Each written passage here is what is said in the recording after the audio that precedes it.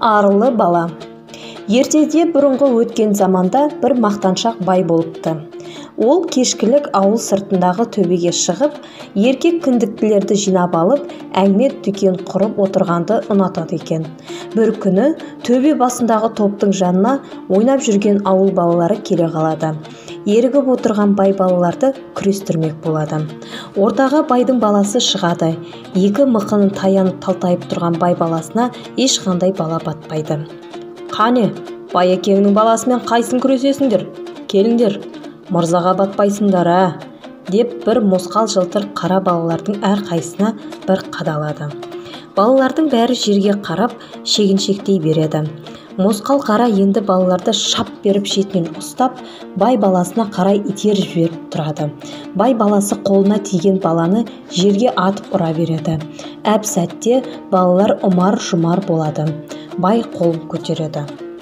«Уа, тоқтаңдар! Қыранның баласы да қыран, қарғаның баласы да қарға. Менің баламмен күресу қайда бұларға?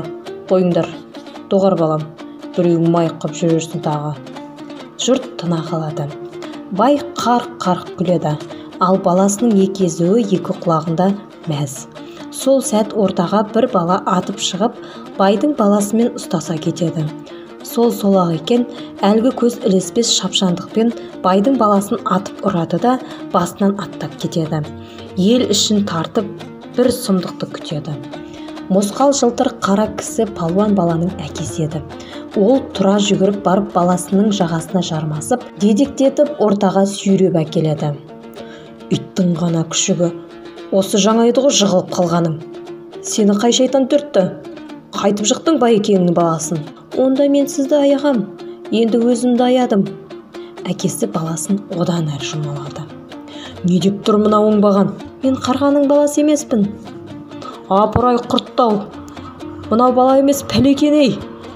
Әкесі баласын ұрмақ болып қолын көтере берген. Сол сәт көпті көрген көнекөз, аппақ сақалы омырауын жапқан қария: «Тоқтат, жетер! Ей өңшеңес, жұдырықтай бала құрлы, намыс болмағасын өстіп қарға құсап шуылдамағанда қайтпексіңдер?